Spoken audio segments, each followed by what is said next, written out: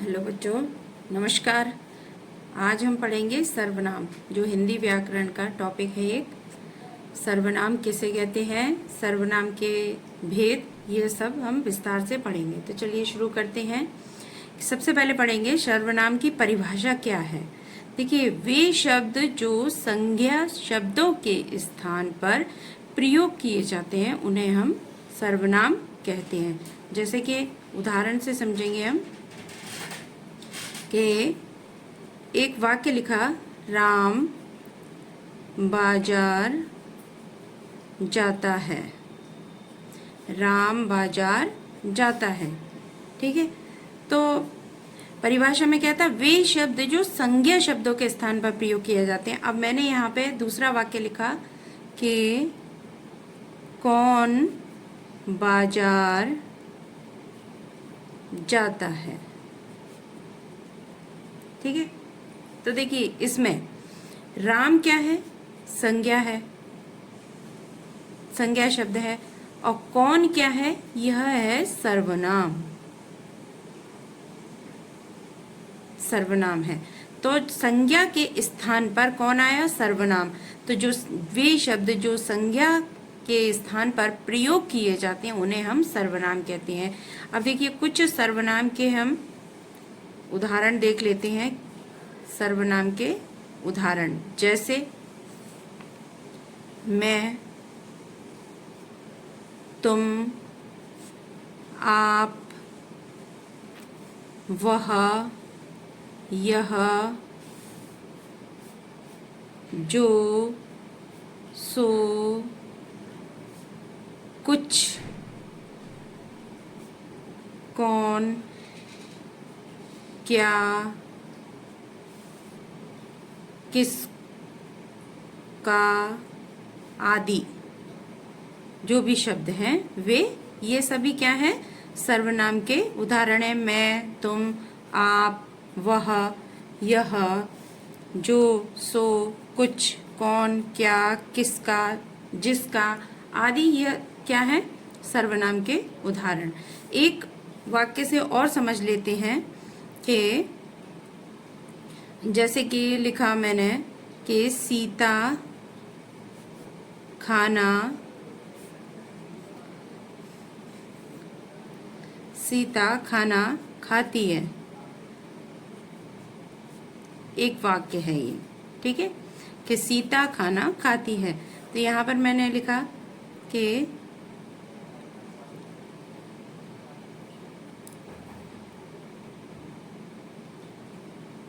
कौन खाना खाती है,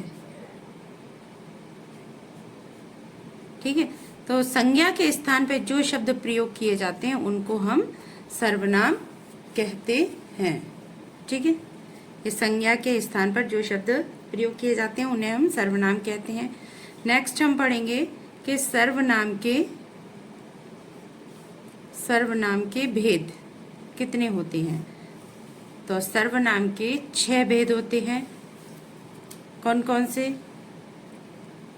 सबसे पहला है पुरुषवाचक सर्वनाम, पुरुषवाचक सर्वनाम। दूसरा है निजवाचक सर्वनाम। नेक्स्ट है तीसरा प्रश्नवाचक सर्वनाम, प्रश्नवाचक सर्वनाम। चौथा है संबंधवाचक सर्वनाम, संबंधवाचक सर्वनाम। पांचवा है निश्चयवाचक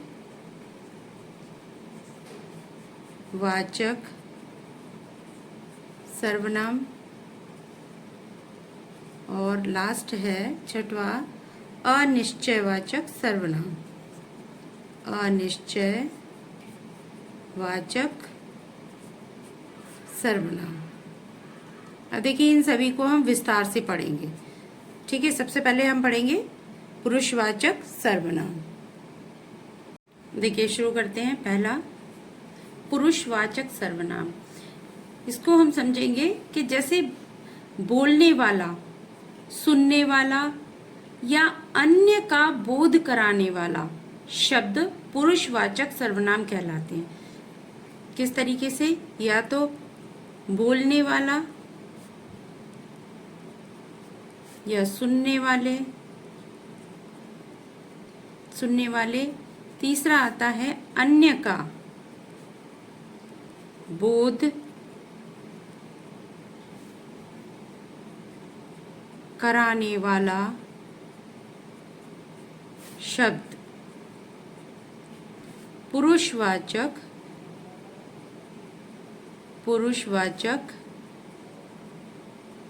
सर्वनाम कहलाते हैं। सर्वनाम कहलाते हैं। अब देखिए, आपको थोड़ा सा समझ में नहीं आ रहा होगा, यहाँ पर हम थोड़ा स्पष्ट समझाते हैं। जैसे कि पुरुषवाचक सर्वनाम 3। सबसे पहले उत्तम पुरुष, दूसरा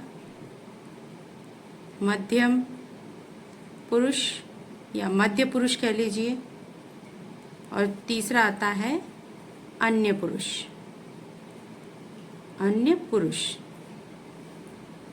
ठीक है। इसमें देखिए, उत्तम पुरुष में क्या होता है? मैं, इनके जो उदाहरण है, मैं या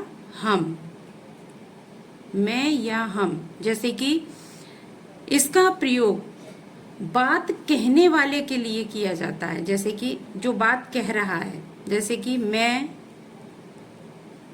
बाजार जाता हूँ। ठीक है।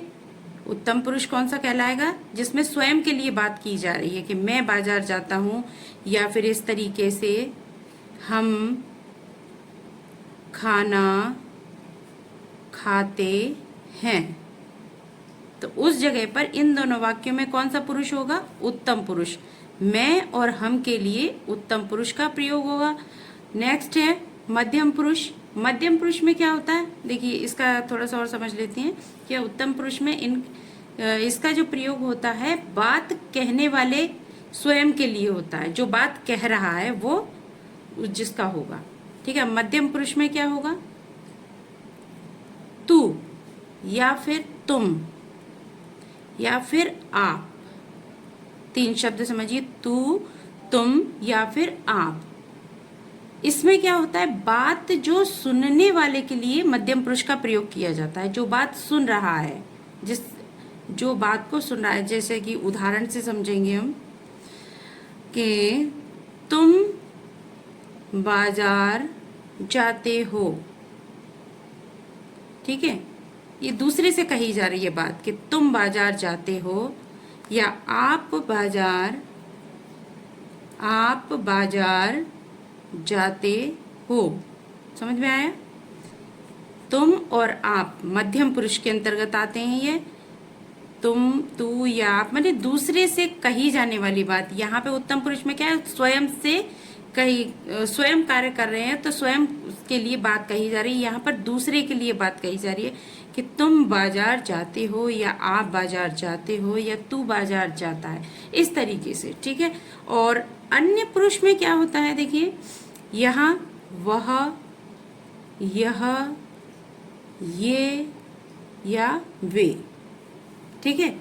वह, यह, ये या वे आदि जो होते हैं शब्द। अब उदाहरण से समझेंगे इसको। इसमें क्या होता है? ना तो स्वयं के लिए, ना दूसरे के लिए, तीसरे के लिए बात कही जाती है। इसमें क्या होता है? तीसरे व्यक्ति के लिए बात कही जाती है कि वह बाजार जाता है। ध्यान से समझिए, तीसरे के लिए कही जा रही है बात, तो वहां पर कौन सा पुरुष आएगा? अन्य पुरुष। वह बाजार जाता है। ठीक है। वे बाजार जाते हैं, इस तरीके से। समझ में आया? उत्तम पुरुष में क्या है? स्वयं के लिए बात कही गई है। मध्यम पुरुष में दूसरे के लिए कही गई है, और अन्य पुरुष में थर्ड पर्सन के लिए कही गई है। ठीक है। तो ये पुरुषवाचक सर्वनाम यहाँ पे कंप्लीट हुआ। दूसरा आता है हमारा निजवाचक सर्वनाम। निजवाचक सर्वनाम। ठीक है। निजवाचक में क्या होता है, देखिए इसकी परिभाषा हम समझे। निज का अर्थ होता है स्वयं के लिए कही गई बात। तो जो सर्वनाम तीनों पुरुष, चाहे वो उत्तम पुरुष, मध्यम पुरुष या अन्य पुरुष में निजत्व माने स्वयं को बोध कराता है, उसे हम निजवाचक सर्वनाम कहते हैं। जैसे इसकी परिभाषा लिख लेते हैं थोड़ा सा, कि जो सर्वनाम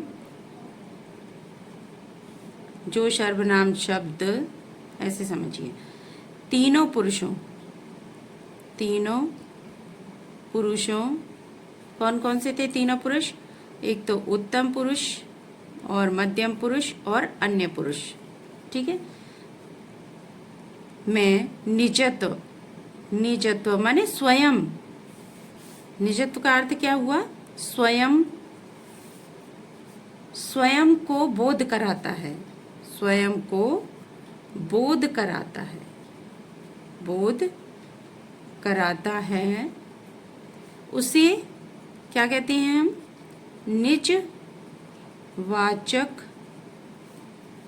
निजवाचक सर्वनाम। जिसमें स्वयं के लिए बोध कराया जाता है उसे कहते हैं निजवाचक सर्वनाम कहते हैं। अब देखिए उदाहरण से समझेंगे, इसको थोड़ा ध्यान से समझिए कि अब इसमें हमने तीनों पुरुषों का यहाँ पर मेंशन किया। तो सबसे पहले उत्तम पुरुष को ही ले लेते हैं कि उत्तम पुरुष में इसका उदाहरण क्या होगा, कि मैं खुद लिख लूंगा, मैं खुद लिख लूंगा। अब देखिए खुद माने स्वयं के लिए बात कही जा रही है, तो निजवाचक सर्वनाम में भी ये कौन सा पुरुष का वाक्य है, ये उत्तम पुरुष का, कि मैं खुद लिख लूंगा। मध्यम पुरुष में यदि ये बात कही जाए तो क्या आएगा, तुम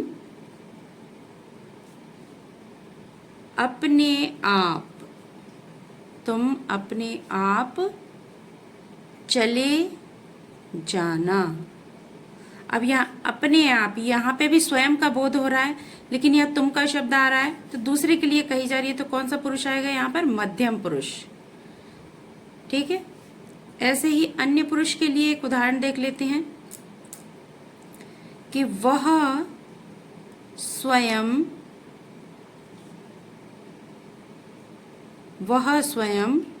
गाड़ी चला सकती है या सकता है, वह स्वयं। अब देखिए स्वयं माने खुद, निज। यहाँ पर इस वाक्य में कौन सा सर्वनाम आ गया, निजवाचक सर्वनाम। और उसमें भी अगर और डीप पूछता है कि इसमें कौन सा पुरुषवाचक सर्वनाम भी है इसमें, तो अन्य पुरुष आएगा। वह माने तीसरे के लिए बात कही जा रही कि वह स्वयं गाड़ी चला सकता है। ठीक है, समझ में आया। नेक्स्ट आता है हमारा तीसरा। देखिए उत्तम पुरुष में इसका उदाहरण क्या होगा, मैं खुद लिख लूंगा। मध्यम पुरुष में तुम अपने आप चले जाना। अपने आप यानी स्वयं के लिए बात कही जा रही है, वह स्वयं गाड़ी चला लेगा। ठीक है। नेक्स्ट है प्रश्नवाचक सर्वनाम। ये सबसे इजी है, प्रश्नवाचक सर्वनाम। ठीक है। अब देखिए प्रश्नवाचक सर्वनाम में क्या है कि जिस सर्वनाम शब्दों से किसी प्रश्न का बोध होता है, जिस सर्वनाम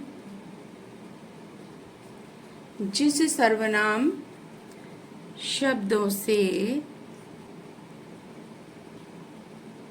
किसी प्रश्न का बोध होता है, किसी प्रश्न का बोध होता है,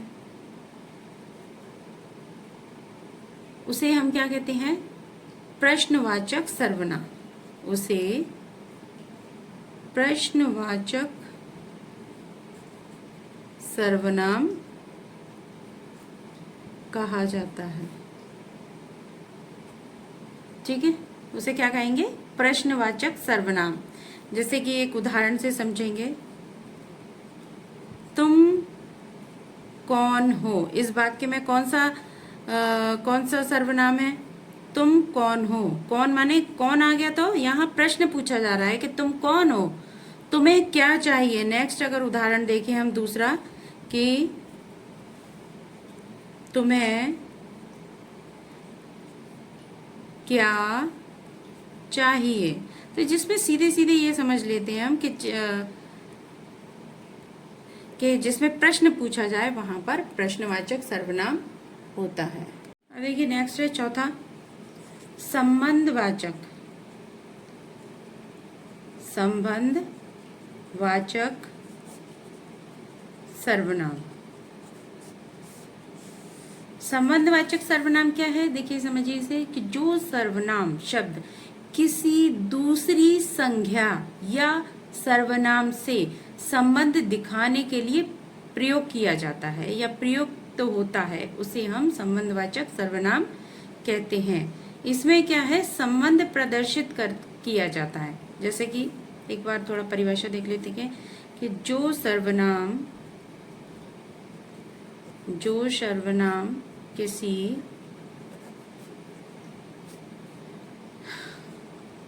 किसी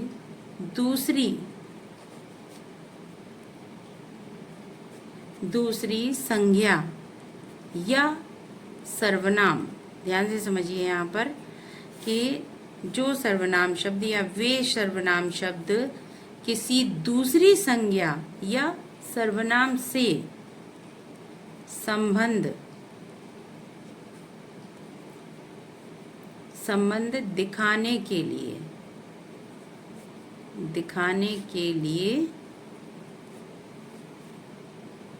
लिए प्रयुक्त किए जाते हैं। वहां पर कौन जाते हैं, तो वहां पर कैसा रहता है, संबंधवाचक सर्वनाम। ठीक है, तो वे इनके उदाहरण जो हैं, उदाहरण कौन से होंगे इसमें, जो शब्द हैं संबंधवाचक जो सर्वनाम शब्द हैं, जो, सो, वो, या फिर जिसने, या फिर कह लीजिए उसने आदि, इस प्रकार के जो शब्द हैं वे संबंधवाचक सर्वनाम शब्द कहलाते हैं। जो, सो, वो, जिसने, उसने, जिसका, उसका आदि, इस प्रकार के जो शब्द हैं वे संबंधवाचक सर्वनाम शब्द कहलाते हैं। अब देखिए वाक्य से समझेंगे हम, वाक्य के द्वारा समझते हैं कि जिसकी लाठी उसकी भैंस। ठीक है, जिसकी लाठी उसकी भैंस। अब देखिए जिसकी लाठी उसकी भैंस, इसमें दोनों में संबंध जताया जा रहा है। जिसकी लाठी है उसकी ही भैंस है। जैसे दूसरा वाक्य समझते हैं कि जो जैसा करेगा सो वैसा भरेगा। जो जैसा करेगा सो वैसा भरेगा। अब देखिए इसका संबंध इससे दर्शाया जा रहा है। तो सीधी सी सिंपल सी बात है कि जो, सो, वो, जिसने, उसने आदि शब्द आते हैं वे संबंधवाचक सर्वनाम शब्द कहलाते हैं। नेक्स्ट है हमारा पांचवा जो है निश्चयवाचक सर्वनाम शब्द। निश्चयवाचक सर्वनाम शब्द। ठीक है, निश्चयवाचक सर्वनाम कौन से होते हैं, अब देखिए कि थोड़ा सा समझेंगे यहाँ पर कि जिन सर्वनाम शब्दों से किसी वस्तु, व्यक्ति या स्थान की निश्चितता का बोध होता है वे निश्चयवाचक सर्वनाम शब्द कहलाते हैं। चाहे वो व्यक्ति हो, चाहे वस्तु हो, या फिर कोई स्थान हो, उसका निश्चितता का बोध होता है, वहां पर निश्चयवाचक सर्वनाम कहलाते हैं। जैसे कि पहले इसको परिभाषा देख लेते हैं थोड़ी सी कि जिन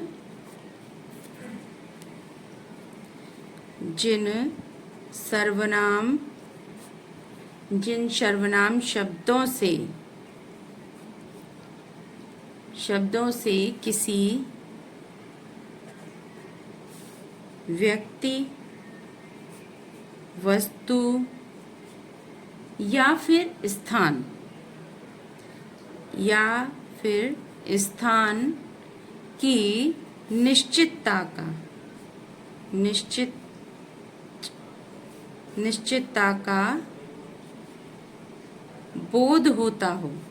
बोध हो,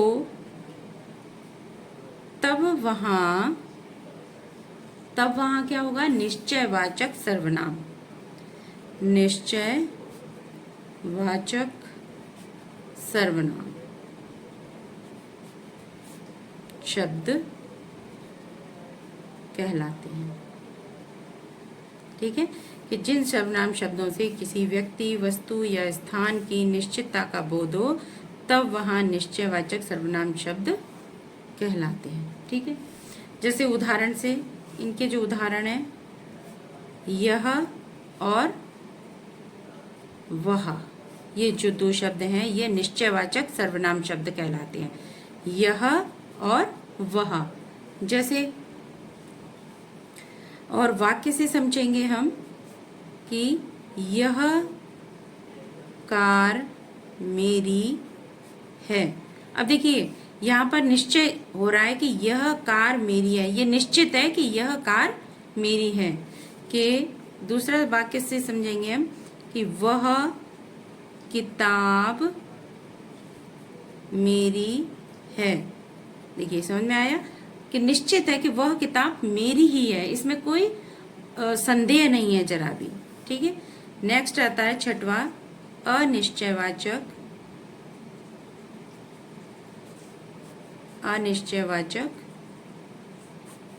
सर्वनाम। अनिश्चयवाचक सर्वनाम, तो देखिए इसकी थोड़ी परिभाषा समझेंगे हम। थोड़ा इसका निश्चयवाचक का हम उदाहरण एक बार और देख लेते हैं।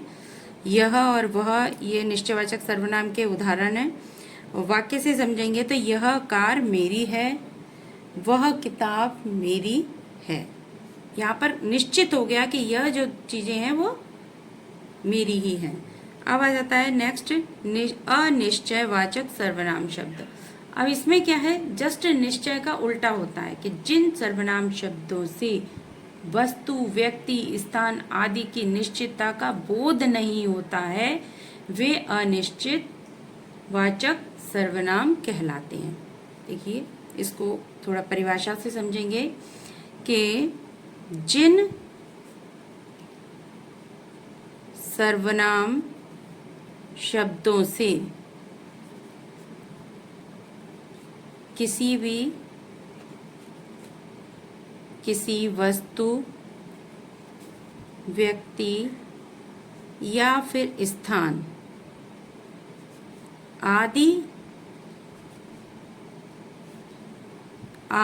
की निश्चितता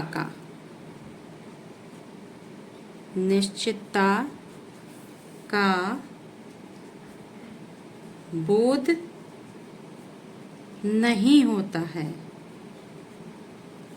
वहां पर क्या होता है, वहां अनिश्चयवाचक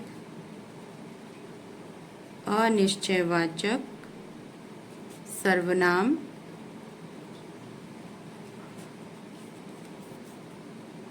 होता है या कहलाता है। ठीक है, इस तरीके से समझिए। इनके जो उदाहरण हैं, उदाहरण होगा कुछ या कोई, या कई सारे ऐसे शब्द हैं जो कुछ या कोई। इसे वाक्य से समझेंगे हम। वाक्य से समझेंगे कि जैसे मुझे कुछ खाना है। अब देखिए यहाँ पे मुझे कुछ खाना है, निश्चित नहीं है कि क्या खाना है। ठीक है, तो यहाँ पे अनिश्चयवाचक सर्वनाम हो गया। कुछ जो शब्द है ये कैसा सर्वनाम शब्द है, अनिश्चयवाचक। मुझे कुछ खाना है। नेक्स्ट दूसरे वाक्य से समझेंगे कि कोई आ रहा है। अब कोई शब्द है यहाँ पर, तो देखिए कोई आ रहा है, पता नहीं है, कोई आ रहा है बस, कि कौन आ रहा है इस चीज़ का कोई निश्चय नहीं है। ठीक है, तो जिसमें निश्चितता का कोई बोध नहीं होता है उसमें अनिश्चयवाचक सर्वनाम होता है। तो ठीक है बच्चों, आज का अपना ये सर्वनाम का जो टॉपिक है वो पूरा कंप्लीट होता है। और आपको, मुझे आशा है कि आपको अच्छे से समझ में आया होगा। जो भी समझ में नहीं आया है तो आप कमेंट बॉक्स में आप कमेंट करके मुझे बता सकते हैं। और मेरा जो अभी तक चैनल यदि सब्सक्राइब नहीं किया है तो उसे सब्सक्राइब कर लीजिए, और वीडियो पसंद आती है तो उसे आप लाइक एवं शेयर जरूर कीजिए। तो बहुत बहुत धन्यवाद बच्चों, आपने मेरा वीडियो देखने के लिए समय निकाला, बहुत बहुत धन्यवाद। ओके, जय हिंद, जय भारत।